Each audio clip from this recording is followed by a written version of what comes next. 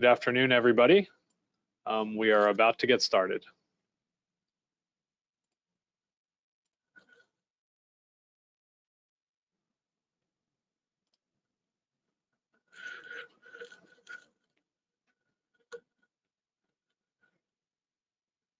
So hi, everyone. Good afternoon. My name is Grant Sparks, and I'm the Director of Transit Planning for the Virginia Department of Rail and Public Transportation. Before we dive into the content, I wanted to first quickly thank our partners from the Electrification Coalition and the Virginia Conservation Network for helping organize this webinar, and also thank our three wonderful speakers for agreeing to lead today's discussion. One quick housekeeping item, we're hoping to leave 15 to 20 minutes for questions and answers at the conclusion of the presentations. So as we move through the slides, please feel free to type your questions in the question box on the right-hand side of your screen. And last but not least, if you have any follow-up questions after the webinar about electric buses, or if you need help thinking through issues as it relates to electric bus conversions, please do not hesitate to reach out to myself or any of my DRPT colleagues. So with that, I think we're going to have some introductory remarks from the Electrification Coalition.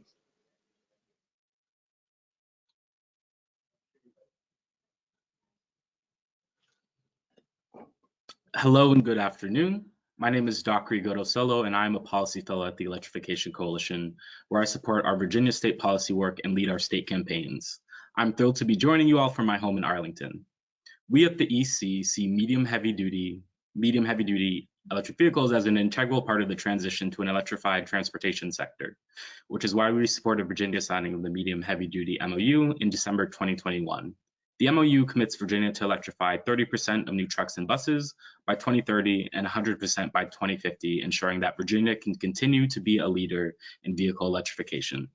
It has been great working with partners such as VCN and VA-DRPT, who also see the value in electrifying medium heavy-duty vehicles, and our organizations are excited to bring you this webinar to share out best practices for transit bus electrification. With my own intro out of the way, I would like to introduce our incredible speakers. Giving us some out-of-state perspective will be Gil Johnson. Gil Johnson is VP of Capital Project Consulting, Inc., providing construction project management services in Raleigh. Gil is a retired City of Raleigh project engineer and has managed or assisted on a number of public and private projects. Gil served as a project manager for the City of Raleigh's LEED Platinum Transit Operations Facility, Go Raleigh Station renovation, the Downtown Bus Facilities Master Plan, and Raleigh's Union Train Station. Gil has been involved in public capital improvement projects since 1985 as an owner's representative, involving various delivery methods incorporating local, state, and federal funding requirements. Gil has successfully integrated energy efficiency and environmental sustainability in his projects, which have been recognized locally and nationally. Gil's firm is assisting Go Raleigh with the programs to replace the diesel bus fleet with a mix of low and no emission buses, implementation of the Wake Bus Rapid Transit Plan, and the construction of a new 225 space park and ride lot. Our second speaker will be a little bit closer to home. Our second speaker will be Brian Booth. Brian Booth has 16 years of experience in public transit, starting his career as an operator with Blacksburg's Transit while a student attending Virginia Tech. He continued working post-graduation in various operational roles before pursuing a supervisory opportunity with Radford Transit in 2011, where he was integral in the startup and launch of the newly formed transit system.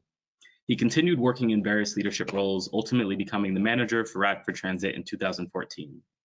In 2017, he left Radford to become the general manager for the Greater Lynchburg Transit Company, where he served for almost 5 years before returning to Blacksburg's Transit as the transit director in August 2021. Last, but certainly not least, Raymond Mui is the Assistant General Manager of Alexandria Transit, or DASH, as you can see on your screens. DASH services the community of Alexandria, Virginia, and surrounding areas, operating over 3 million miles annually with a fleet of 115 buses. DASH operates service 24/7 and carries 4 million passengers annually. In his role, Raymond is responsible for the oversight of the agency's maintenance, operations, and capital programs, which include its fleet electrification program. Raymond comes from a background of transit planning and development, having served in various roles at Maryland and Indiana agencies prior to joining Dash. Raymond is the lead on Dash's fleet electrification program, which has launched 14 battery electric buses to date with the goal to achieve 100% fleet conversion by 2037. And with all those intros out of the way, Grant, I turn things back over to you. Thank you, Dick Curry. And we can actually go ahead and jump right in. So I will pass it over to Gil, our first speaker. All right. Good afternoon. My name is Gil Johnson. Thank you for the glowing introduction there. But when you said I'd been managing projects since 1985, I thought, gosh, that really ages me now. But I have been working with Go Raleigh now for quite some time with their sustainability efforts, as well as our bus electrification and sustainability programs, which also involve compressed natural gas buses. This image is one of our new charging dispensers with a couple of the electric buses there, just as an intro slide. Mary Oliver, if you would just advance to the next one. Yeah. Yeah, the city of Raleigh's got a really aggressive sustainability plan and calls for reductions in greenhouse gas emissions. We're looking at an 80% reduction by 2050. North Carolina's governor has issued an executive order to reduce our greenhouse gas emissions 40% by 2025. So that's pretty aggressive. Raleigh, we purchased 5 Proterra buses that were delivered to us back in the spring of 2021. I believe we've got 3 30-footers and 2 40-foot buses. This is what we got out of that purchase. Go ahead into the next slide, Olivia. Mary Olivia. Okay. We're looking at really, like I said, a cleaner transportation transit fleet. Our goal is to achieve a 75% CNG fuel buses, and the remaining 25% would be a mix of battery electric or some other emerging technologies in there that would also afford us low or no emissions on there. When I talk about CNG, we've gotten we had a grant to add an anaerobic digester at our wastewater treatment facility. It captures the methane gas, it processes it, cleans it, sends it into a Dominion, who's our gas supplier's pipeline. It'll be fully operational sometime early 2024. I understand that it'll be commissioning in late next year. But it's expected to be provide enough gas to fuel over 50 CNG buses daily. We'll really begin to save some money then because we'll only be paying for a transmission fee to use of pipelines rather than buying the gas directly from them. So that'll be a huge savings for us. In 2020, we got a $200,000 grant from Duke Energy. With that, we ordered 3 150 kW fast chargers. The initial ones served 6 dispensers.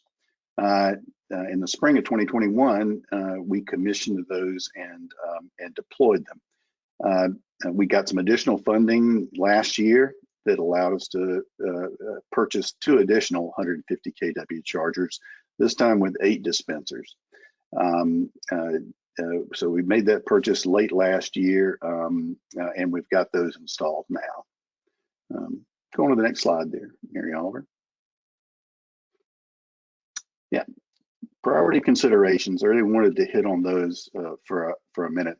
You want to optimize your layout to maximize your operational efficiency. I've seen it done several different ways. We used sort of a standard layout on here. We'd like to be able to pull buses all the way through so that they're we minimize backing. But I have seen spaces that because of site constraints, you might have to do angle parking. I've seen parallel parking as well. But if possible, try to try to make that work as well as you can for whatever site you've got that you're working with there. You want to engage with the power company very early on and talk to them about rate schedules as well as availability of power. How far away is it from where we're trying to get our chargers at? And you also want to evaluate your fleet growth plan and plan accordingly.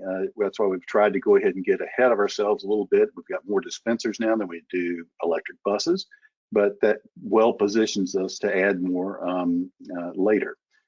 You also want to make sure that you're managing these charging systems and using an open source management software. That's a critical component. If you don't actively manage your bus charging, you're going to not realize any savings.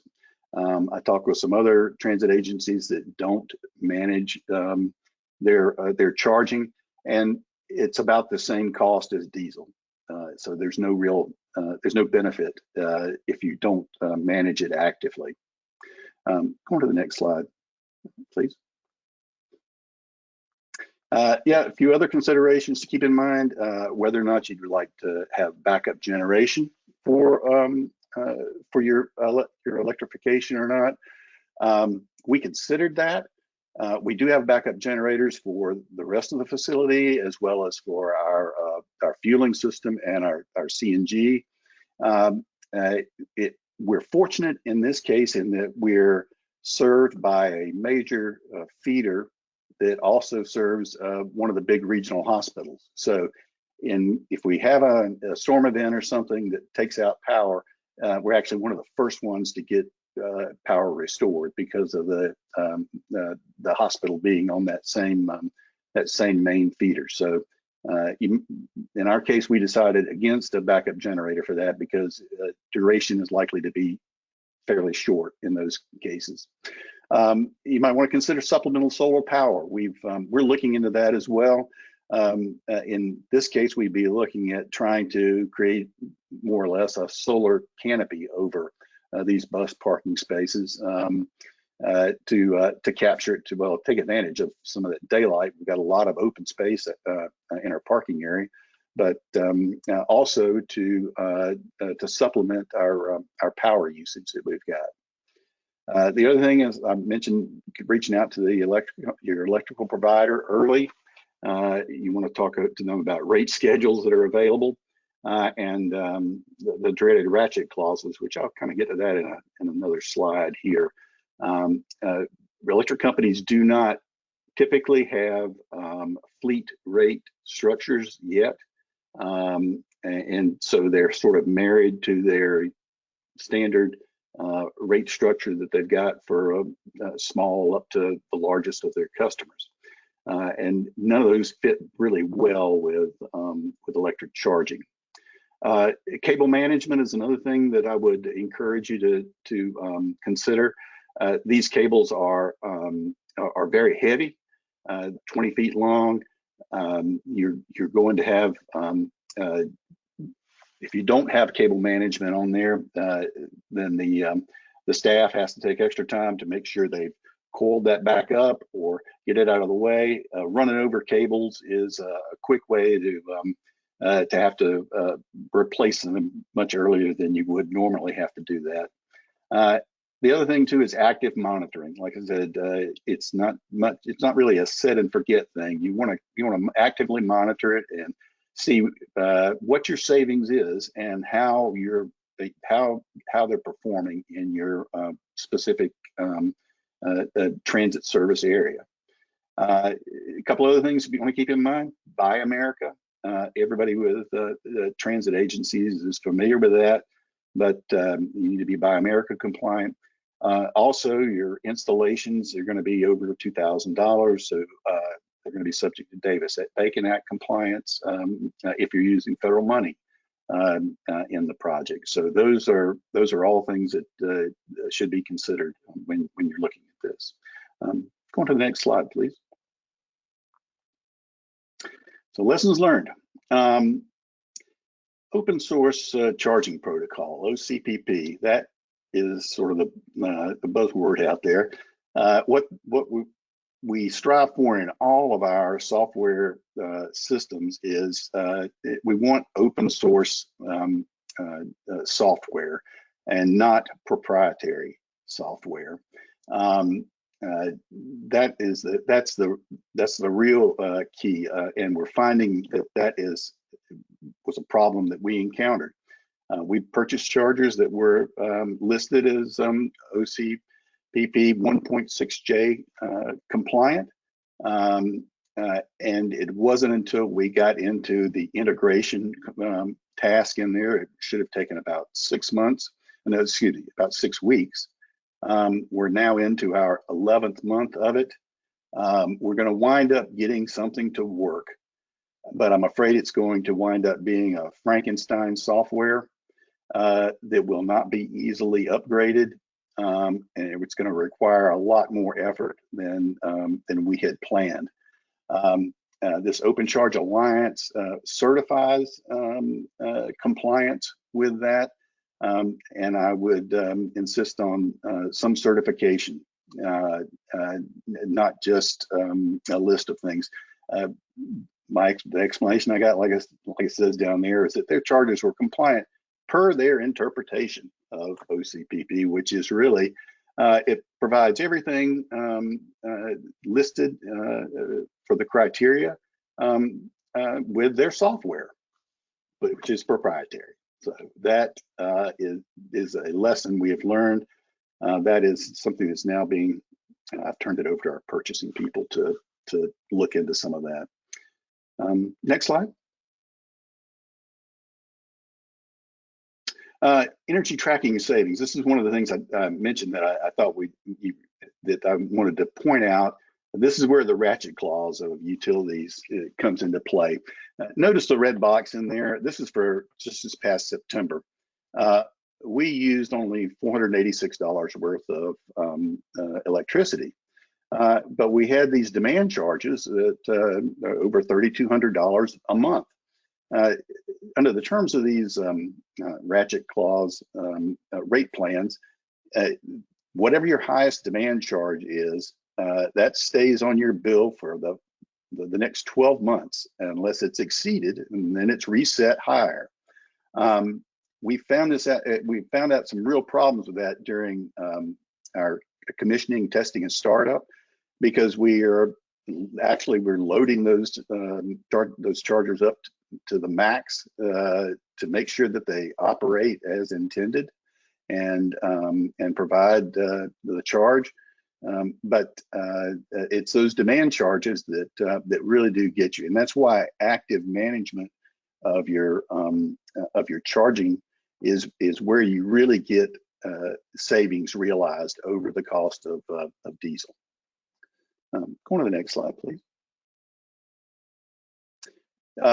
That charging management software, the important things about it, and it can do much more than this, but it mainly allows for sequential charging. That helps you control that demand charge so that it's not doing 4 buses at a time, but one after another sequentially.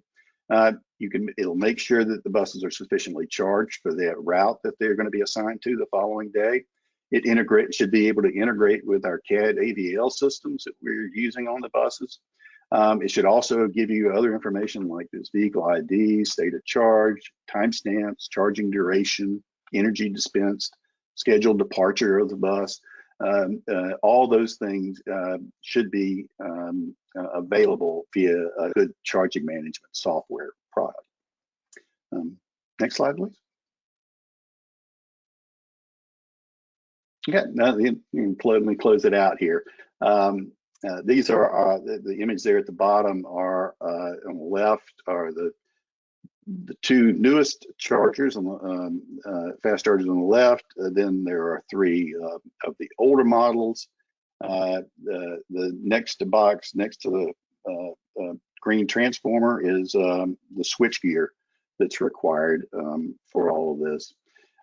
You also want to assure that, like I said, early close coordination with the utility company.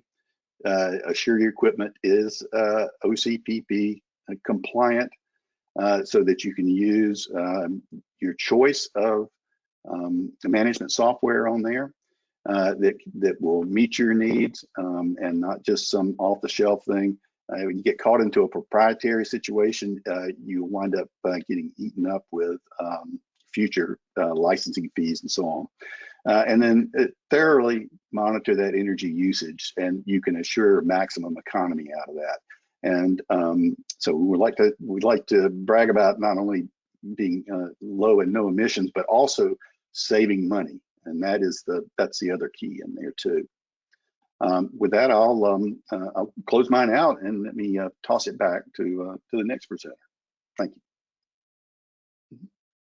Oh, and this is a picture of a management of the cable management system that we've got on there. You can see it pulls the cord back out of the way.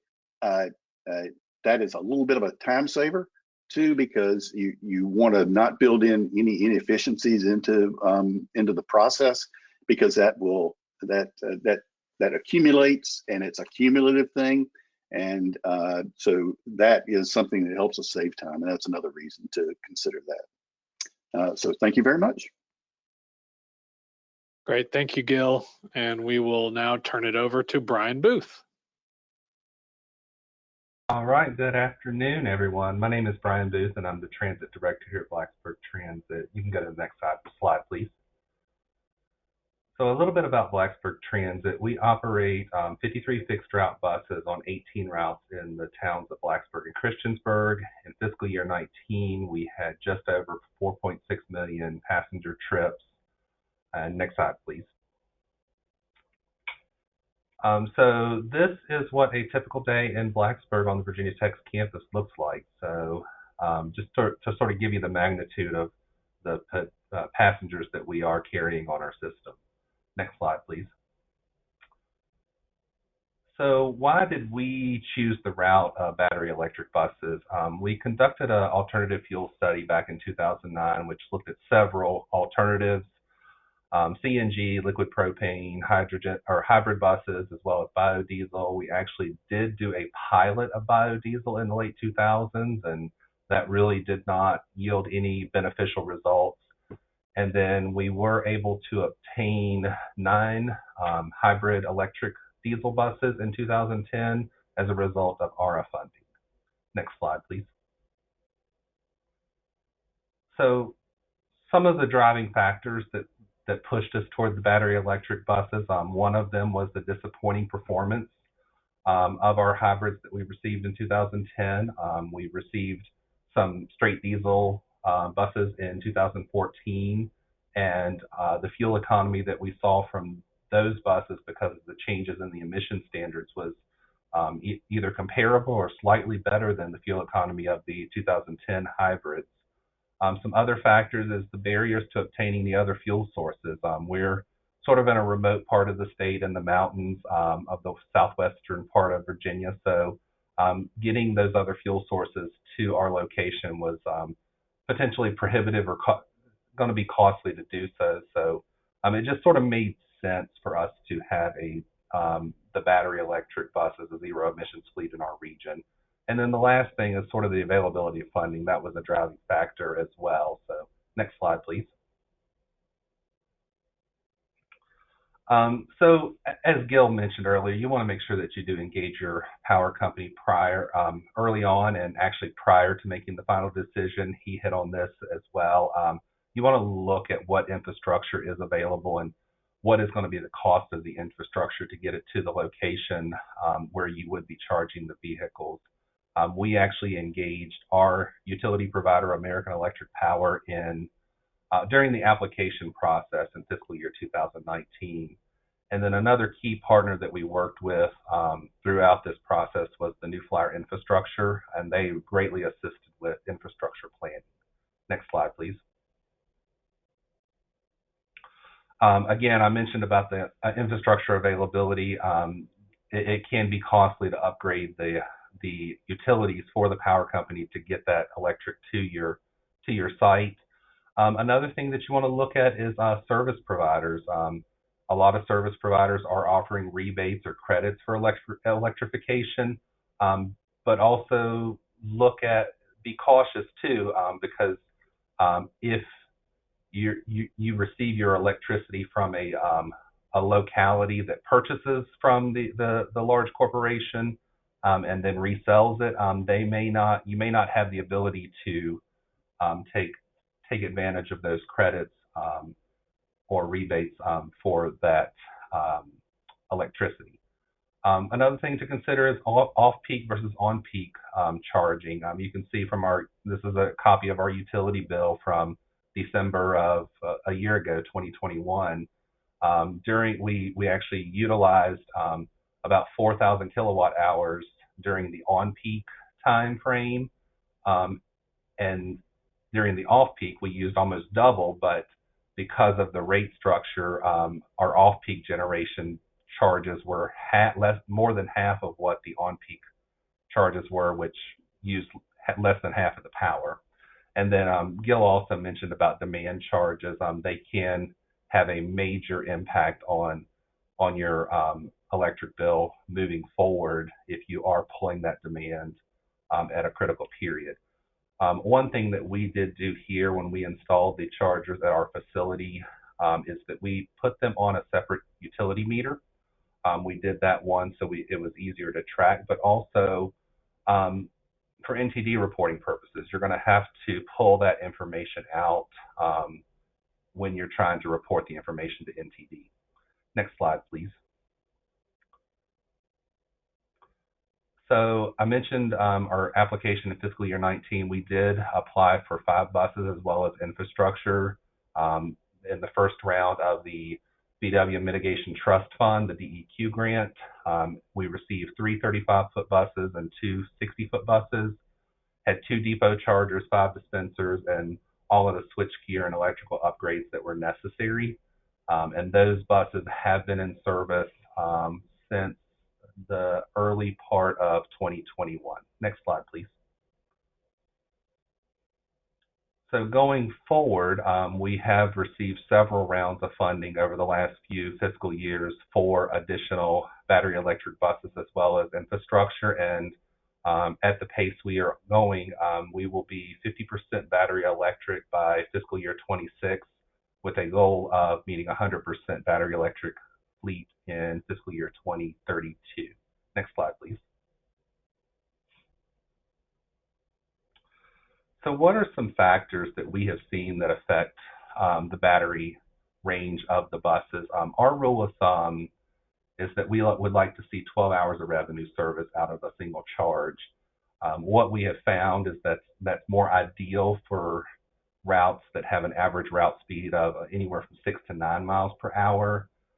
When you're approaching 10 miles per hour that route travels, we're really running into difficulty achieving that 12 hours of revenue service. At the current point, about half of our scheduled runs are either operate too long or designed inadequately to operate on a single charge. And the range can be affected by a number of different factors, which we'll discuss here shortly. Next slide, please. So probably the greatest impact on range that we have seen thus far is the temperature and the weather. If the temperature is below 40 degrees or above 80 degrees, we see a sizable reduction, especially on the colder side. We've documented up to a 30% less range when it is during that cold weather. And then any inclement weather that requires the use of a defroster to keep the cabin windows clear for the operator also has a major impact. Next slide, please. So I threw this graph in here. This was a bus that was one of our electric vehicles that was out on route last Monday on the 7th. Pretty good temperature. We were between 50 and 75 degrees and it was sunny. And by 6 p.m., pullout was at 7. By 6 p.m., it had 45% of the charge remaining. Next slide, please. This graph shows the same bus on the same route on Friday the 11th, about a week ago, and we had very similar temperatures in that mid or high 50s to low 70s was the range. The only difference is that it was raining the entire day and in pretty torrential downpours throughout at portions of the day. And because of the use of the defroster throughout the day, we at 6 p.m. the charge remaining on that vehicle was at about 40%. And I had hoped to be able to show a graph of how temperature affects it, because this week that we're in, our temperatures plummeted, and in Blacksburg we've not been out of the 40s, we haven't hit 40 degrees the entire week this week, but our bus did not want to cooperate and had to go on hold for some mechanical issues this week, so I could not share that with you all. But temperature would have seen much greater reduction of the range that we would have been able to see for that bus. Next slide, please. So some other factors that we're looking at and we've seen, and these are probably some of the more probably second to weather as far as the greatest impact on range, is the route design and operator habits. You want to make sure that your routes are designed so that they have recovery time. Allow the operator time to catch up, to have a break when it gets to a time point. This will allow the operator to be able to utilize and optimize their regenerative braking. As the bus is sort of coasting, it's actually using that regenerative braking to build and harnessing that energy to build the battery charge back up a little bit. And sort of in short, any sort of NASCAR style driving is going to be detrimental to any range on an electric vehicle. Next slide, please. So some other factors that we've identified that may have some impact, but we don't really have a good amount of data to really look at this, and that two of those are passenger load and topography. We operate in a very small area, so we don't have any major changes or any in grade. And then our passenger loads, this is a picture from one of our late night runs several years ago. This is pretty much what our buses look like all the time. So it's real. We can't really get a good handle on what those two factors would have. The other piece of the battery type, age, and size. The size of the battery definitely will have an impact. And when you're looking at the battery type and size, you want to really focus in on whether you want to have a longer charge capacity to allow the bus to run longer, or do you want to have a shorter charge capacity for that battery and have to charge more frequently on a rapid charger or opportunity charger. And this really goes back to the route design. And one of the decisions that we made early on was to really focus on getting as much range out of a single charge as we could because of the nature of our service. We're a very dense service, have high frequency, so being able to keep that vehicle out on the street as long as we could is very important to us. The other piece about the age, we've not had these vehicles long enough to really see, but we do anticipate that as the batteries age, we will see a change in the range that they have. Next slide, please. So from a performance aspect, the chart on the right sort of compares, that far right column compares the cost per mile by size bus between an electric bus and a diesel bus. And sort of what we're seeing is, from a quote unquote fueling aspect, we are seeing excellent savings on a 35-foot bus. When the temperature is above 45 degrees, it's costing us about 18 cents per mile to charge that vehicle. When it's below 45 degrees, it's about 25 cents per mile. And when you compare that to the cost of the diesel, we were seeing about 58% per mile. There's limited data in other areas of maintenance to really see if we are having any savings there. We have had these first 5 vehicles have been sort of experimental for us, so we've struggled with them initially. But I also tell everyone it's not necessarily the electrical components, it's bus problems that we've also been having. The vehicle that I was using as a test subject on the state of charge graph actually went on hold because of some door issues, and Doesn't matter whether it's electric, diesel, CNG, a bus can have issues with doors and other components like that. And then probably one of the biggest things that I think we are seeing with the challenges with charging is the software communication. It's the software between the charger and the bus communicating with each other. And when there's a problem, there's something that's prohibiting that communication between the two entities. And we find ourselves, when we go to investigate it, it's sort of a finger pointing of the bus manufacturer saying it's the charger manufacturer's equipment, and then vice versa with the charger manufacturer. Next slide, please. So some of the lessons learned that we have is to begin your infrastructure planning and construction sooner and plan for unexpected setbacks.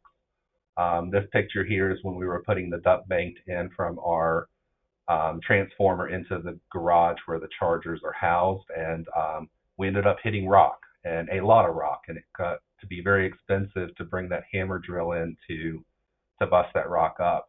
And because of some of this these delays, we ended up having to rent a diesel generator to charge the electric buses for the first 8 to 9 months that they were on in service. Next slide, please. I would also recommend that if you're looking at a heavy percentage of your fleet being battery electric, to develop a plan for opportunity charging from the beginning. This is a picture of a multimodal transit facility that's currently under construction on Virginia Tech's campus.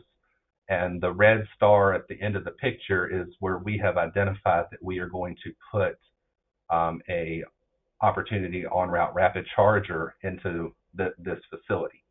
And then the red line is the path that the duct bank will need for the utilities to run.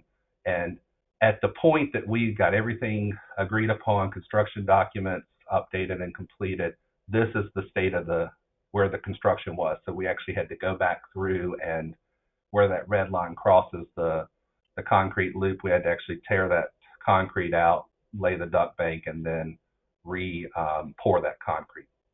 Next slide, please. And then lastly, a few more sort of lessons learned, sort of comic relief. One of those is avoid undertaking during a global pandemic. It was the deck of cards that we were dealt, that everything fell into place right as COVID started, and it just made it difficult getting items through supply chain issues, as well as just the physical distancing and social distancing that was going on in trying to complete this project. And then the other thing that we are considering moving forward, because we've talked to other agencies that are in much colder climates, is looking at a heated seat for the operator. They're actually have considered that and have implemented those in the colder climates on the buses, because what they're able to see is if you keep the operator warm, the operator is the person that's on the bus for hours on end, and your passengers get on and off, and generally the passengers don't take their coats off. They're only on for a relatively short amount of time. So as long as the operator is warm in the winter, you could actually lower the temperature of the cabin by a few degrees, and that would greatly help with extending the range on your battery in the colder months. Next slide, please. All right, here is my contact info if anyone has any questions or comments, and I'll turn it over to you, Ray.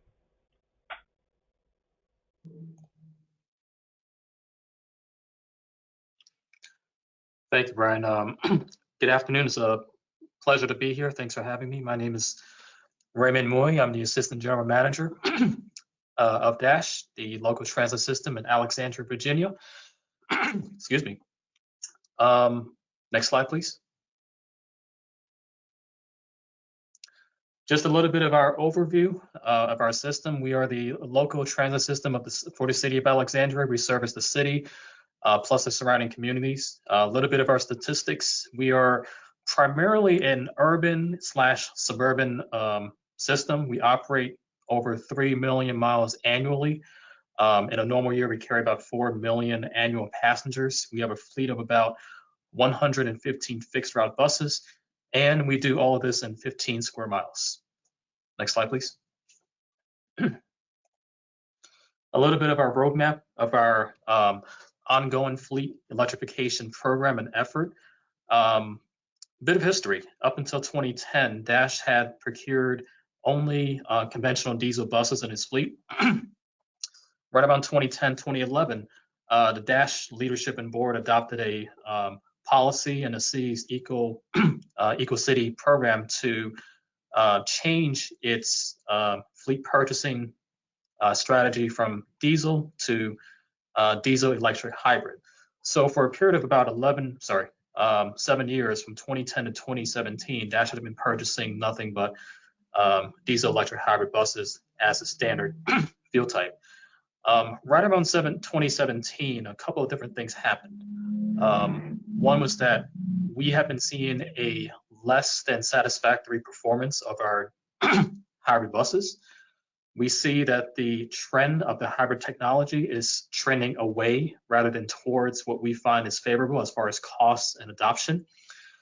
Third and most critical is that the Dash fleet was starting to fall behind in state of good repair, mainly because the funding level that we had for our replacement program was not enough to keep up with state of good repair and maintain purchasing hybrid buses. So in 2017, the Dash board and city leadership has adopted a revision to the fleet purchase strategy to move away from diesel electric hybrids, and in the short term, go back to purchasing conventional clean diesel buses, one for the short-term goal of reachieving and maintaining state of good repair, which would then enable us to sooner rather than later consider and move forward with true zero emissions buses, i.e. battery electric buses. So that was done between 2019 and moving forward. Since 2019, Dash has been purchasing a blended mix of clean diesel plus battery electric zero emissions buses. Some of those were funded by Volkswagen mitigation funds. Some were funded by other state sources. And to date, we have a total deployment of 14 battery electric buses, roughly about 12%, I believe, of the fleet conversion. We do have a goal of purchasing only zero emissions buses for all new bus purchases by the year 2027, which would then lend us to have a fleet of fully 100% zero emissions buses by the year 2037. Next slide, please. So once that direction was set in place in around 2018, we had marched forward full steam ahead. We completed feasibility studies, implementation studies to help us explore and examine our fleet, our infrastructure and facilities, and our service profile to help us determine what are feasible goals and ways for us to meet our goal of achieving a zero emissions fleet by the year 2037. Next slide, please.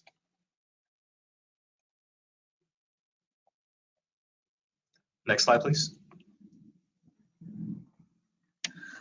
So some of the key bullet points and findings from that study essentially told us that for us to meet our goal of achieving a zero emissions fleet by 2037, battery electric buses was our best bet, as they were the easiest to implement, and it is the most implementable zero emissions technology. And with that, the charging strategy of depot charging, meaning maximum range, maximum battery capacity, and highest throughput charging capacity at the depot, is our best bet and is our best recipe for achieving or getting as far as possible with our conversion towards 100% zero emissions. The study also identified for us a major hurdle and a major challenge which we will encounter. Considering our service profile and considering the technological constraints of this technology, we do anticipate that once we reach about 60 to 70% conversion, it will no longer be easily feasible for us to replace one conventional bus with one battery electric bus, given today's service demands, given today's battery technology, and given the overall technology. So when we reach that point, it's going to be a task and challenge for us to determine strategies and ways for us to mitigate and get past that point. And those can include anything from replacing beyond a 2-for-1 ratio It may include considering alternate zero emissions technologies such as hydrogen fuel cell, or it may involve including opportunity chargers and tweaking and modifying our charging strategy beyond the 60-70% conversion point. Next slide, please.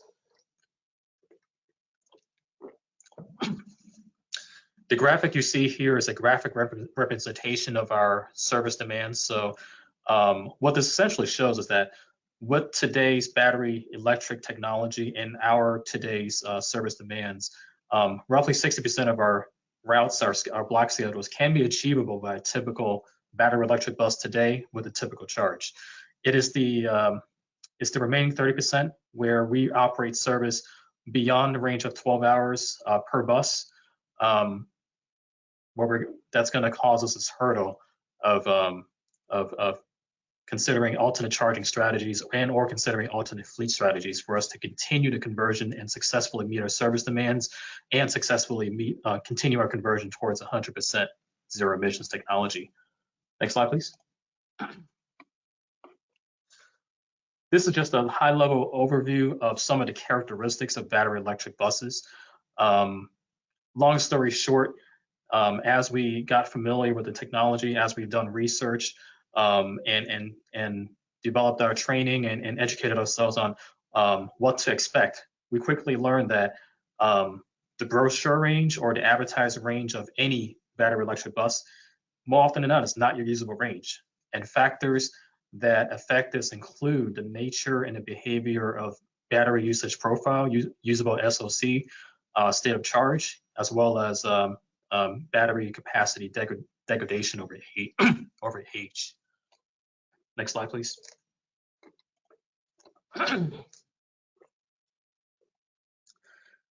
Before we purchased our first battery electric buses, we had immersed ourselves with the education and familiarity of the technology, of the manufacturers, and what everyone else is doing. So since we got our direction to move towards a zero emissions fleet, we sent our staff and our leadership, including our technicians and hands-on staff, all over the place. Anywhere we can learn from others, learn from the manufacturers, learn from other organizations.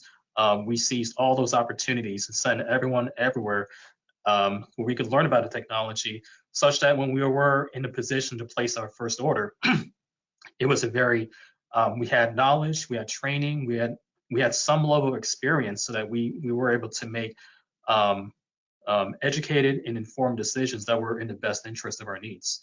In addition, we welcomed demos. We had demos come in from all of the top leading manufacturers of zero emissions buses, not limited to just to battery electric, but also hydrogen fuel cell as well. We visited our peers, we visited conferences, we visited learning and training centers. So we made sure we primed our knowledge base and our workforce on you know, the ins and outs of the technology before we had our first bus ordered and delivered on site. Next slide, please. Some of the further factors that affect range, as Brian thoroughly went through, everything you see here, everything ranging from climate to topography, heat, battery degradation, as well as driving behavior. We made a conscious decision to intentionally not include a diesel-fired auxiliary heater in our buses because we really wanted to show the true strengths as well as weaknesses of the technology. So we do see a significant impact on the loss of battery range when it comes to inclement weather, cold temperatures, and any operating scenarios where heat has to be used. Unlike a traditional internal combustion engine with a battery electric bus, heat is no longer a free byproduct. And so when heat is needed, heat has to be generated or manufactured using the same energy that is supposed to be powering the propulsion. We find that in cold weathers, we find that our heating systems on our buses will use upwards of 50, sometimes 60% of the total energy stored on board, more so than the propulsion itself. Next slide, please. So a bit of an overview of our current deployment. To date, we've had I believe, 4 separate electric bus procurements to date, which totals us a total of 14 battery electric buses to date. We made a unique approach of dividing our project in half. So every time we had a procurement, we gave half the project to Proterra, we gave the other half the project to New Flyer, with the goal of gaining experience with both different approaches to both of the manufacturers' different approaches and philosophies to battery electric technology. And second, and more importantly, we wanted to be able to demonstrate and validate the interoperability between different buses and different chargers, and the success rate of the standards that have been adopted by the OEMs. So today we have 7 Proterras, all 40 footers. We have 7 New Flyers, some 40 footers and some 60 footers. Next slide, please. We took the same split approach to the depot chargers as well. To date, we have installed and launched 6 total depot chargers that were funded by Volkswagen Mitigation. The reason why we selected 6 was because that is the shovel-ready capability of our existing facility. This is the amount of chargers we were able to install in our facility without any electrical upgrades, without any infrastructure adjustments. It was plug and play ready. So that's how we decided to move with the number 6. It allowed us for a very speedy and expeditious project and deployment. We took the same approach with splitting the project to the depot chargers as well. So we gave half of the depot chargers to ABB, which is the preferred or recommended system by New Flyer, and we gave the other half of the depot chargers to Proterra. Each of the chargers are either 125 or 150 kilowatts. All of them have dual dispensers, and all of them have sequential charging. Next slide, please. Again, some of our goals and objectives for this project approach is to divide risk, such that if one OEM or one vendor or one technology fails or proves to be unsuccessful, it does not jeopardize our entire program. More importantly, it helps us motivate each of the manufacturers to put their best foot forward, and really demonstrate and prove to us that their approach to the technology and their approach to a battery electric vehicle is the better of the two. And most importantly for us, we use this as a everyday, day-to-day opportunity to demonstrate and validate standardization and interoperability. We constantly encourage our staff to be agnostic to which bus to plug it into which charger, and see what works, see what doesn't work, and identify what are the gaps in the standards that are supposedly adopted by each of the OEMs and manufacturers. What's short, so we can provide that feedback to the industry. We can provide that feedback to ABB, Proterra, New Flyer, what have you, so that we do get all of the manufacturers to a place where we can truly be agnostic of technology and vehicle manufacturers, so that we can enable this technology to be more widely deployed and adopted with minimized management. Next slide, please. Some successes and challenges. Successes, for the most part, the buses run. There was a fear that the buses would be shop queens or just wouldn't be able to be on the road most times. For the most part, the buses are either as or more reliable than their diesel counterparts. That's not to say that they are without issues. The buses do have issues, here and there, but most of the issues that we encounter with our battery electric buses are bus issues and not so much electric bus issues. So things like doors, suspensions, suspension systems, and things like that are the more common issues that pop up with the battery electric buses. Some of the challenges, as mentioned, one of our biggest goals of our project approach is to demonstrate interoperability. For the most part, it works, but we've identified gaps. We've identified gaps where, for example, our 60-foot New Flyer buses will not charge on a Proterra charger. That's a known incompatibility, and from what we know of it, we're learning that the standards are not as well adopted to the T by either or both parties, and therefore we lend ourselves, or we reveal pairs that don't exactly work as we, the industry and the standards world, hope it does. And of course, heating is a big challenge for us. As mentioned, heat will take upwards of close to 60% of our energy usage, particularly in the colder months. Next slide, please. Some of our next steps, we are still, we're constantly learning, we're constantly reviewing our roadmap, refining our roadmap, and adjusting our roadmap based on our ongoing experiences. We're currently completing our implementation study phase 2, which is our third study. The goal of that study is to help us pave the way from our current 12% adoption to 50% to 80%, and to ensure that we have a planned out strategy to ensure that our infrastructure and our infrastructure strategy, our charging strategy, is able to keep up with the fleet adoption and the fleet conversion. In the background, we have a facility expansion project that has since evolved into an electric bus charging yard that is currently being under design and will be built in the next couple of years. This project will deliver us an expanded facility that will both house and be able to charge 40 buses. It is our fleet strategy goal to use this charging yard, which can charge up to 40 buses, to support a total fleet of 120 plus zero emissions buses once we are at full conversion. We are also tasked to implement both charge management and smart charging as one of our next steps for our deployment, as well as optimizing our current deployment. And we know that we have that 60 to 70% range hurdle. So right from the get-go, we are planning for on-route opportunity charging. All of our 14 existing buses are all equipped with overhead charge rails.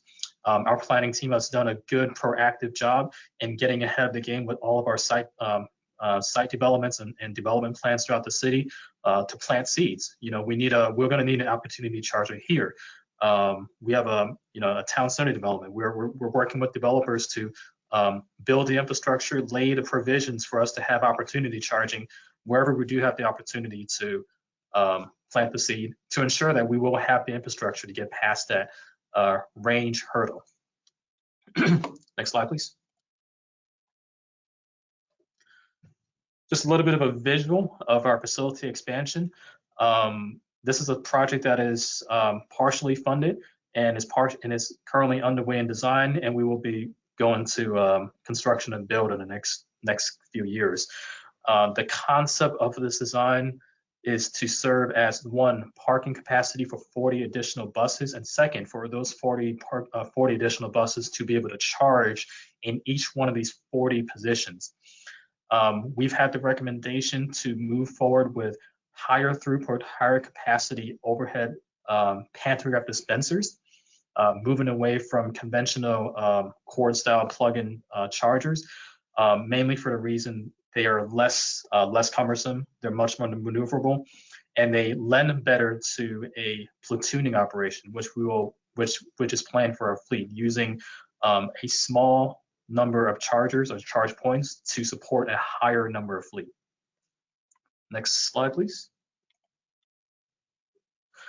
While we are currently designing and building the facility expansion, there are a lot of unanswered questions. You know, in strategizing with the utility, you know, we have a good idea that our step up for ramping up power to facility will come in a tune of 1.5, then 3, then 6 additional megawatts new. What's unclear to us is where we are going to reach our equilibrium point, right? So it's unclear to us that once we reach 6, is that enough to support 100 buses? Or do we need to get up to 9? Or do we need to get up to 12? That's part of the goal and the output that we are expecting to see from our implementation study. When we deploy and convert at scale, the solution is no longer a one-size-fits-all. There's many different approaches. There's many different ways to do it. So even with our new facility expansion that's currently underway, there are a lot of approaches and a lot of concepts and strategies that are yet to be determined. But we are building the infrastructure to be supportive of any possible scenario that is likely for us to pursue, whether that be a higher number of slower chargers or a smaller number of faster chargers. or something in between. And those are things for us to determine as we move along with our conversion. Next slide, please. And that's all I have. Great. Well, thank you, Raymond, and thank you, Gil and Brian, for your remarks. I know it is 2:31 and we have gone a minute over the planned time, but I do think if the speakers are okay with it, we can probably take at least 2 or 3 questions. So Mary Olivia, if you could read the questions, please. Fine. The first question is for all operators with battery electric buses. Did you have to change your routes at all to accommodate the electric bus, i.e. to extend the range or to be able to get the route you needed or the range you needed for that route?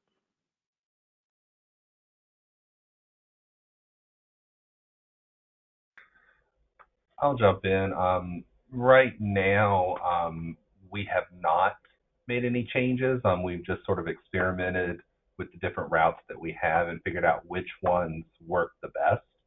But moving forward, as we increase the number of battery electric vehicles, we are going to be looking at our route structure and really planning the routes based on how to maximize the range. And we're getting ready to start the development of our strategic plan, and that's going to be a heavy focus in the development of that.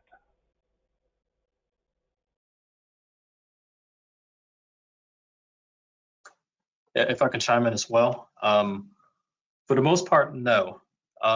We have more or less carried forward with the philosophy that the technology should yield to the service and not the other way around. However, that said, we have not made yet any adjustments to service or to runs in order to accommodate for the technology. However, what we have done were more operational tweaks to enable the buses to be deployed in places where they normally would not be deployed. So for example, if we had a 16-hour block, that's not doable on one charge. If we had a 16-hour block that normally has a on-street relief to enable that same bus to stay on the road for 16 hours, we sometimes would convert that to a pull-out pull-in to enable an opportunity for the bus to get out there or to get back to be able to at least perform one of those 2 runs as opposed to none of it. Those are the level of changes and tweaks that we've done to enable us to deploy the buses a little bit more so than what would be, but it's not to the level of tweaking the service itself. Yeah, I can tell you we've had the same experience. We haven't made any real adjustments in our routes. We find that the buses work best on some of our urban routes, especially the ones that are circulators, and ones with long deadhead routes are the ones that are probably least suited for it. Okay, I see another question. Do any of your agencies have maintenance agreements with the electric bus manufacturers?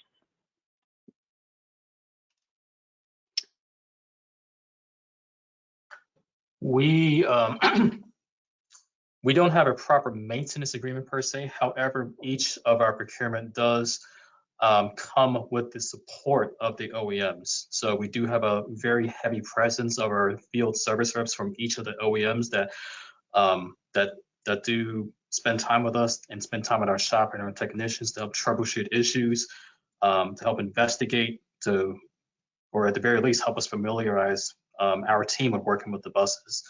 So we do have that, but we don't. It's not in the form of a formal maintenance agreement. We do the same thing. We don't have a formal maintenance agreement with them. We rely on training of our staff for everything.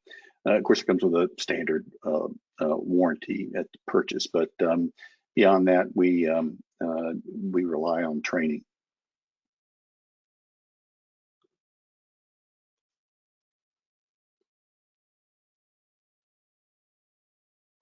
Okay, I think we have time for another question.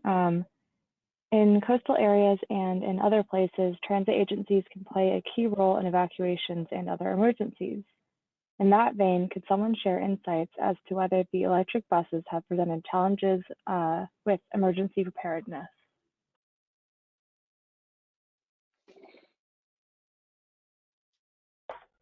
So I'll jump in. I don't have any direct experience with the coastal area, but we did have a former employee that worked here at Blacksburg that recently has moved to Wave Transit in Wilmington, North Carolina. He's been there about 3 months now, and he was asking the question about electric vehicles, no emissions, and that their agency actually made the decision to go with CNG for that exact reason of evacuation efforts. Because when they're evacuating, they're traveling from Wilmington potentially all the way up to Raleigh to get individuals out of the harm's way of the storm. Yeah, and as far as evacuation goes, we don't really have to deal with that here in Raleigh. Some of the coastal areas do.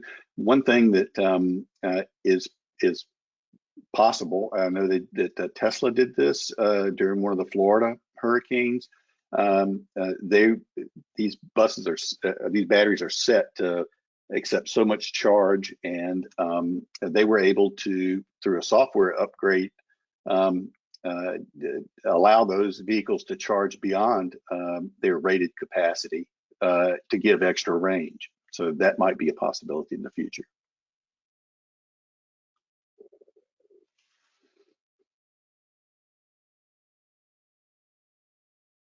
All right. Well, thank you again to everyone for attending, and thank you to our speakers for all of the insights. Just to kind of close things out, we will be posting this recording on the DRPT YouTube page.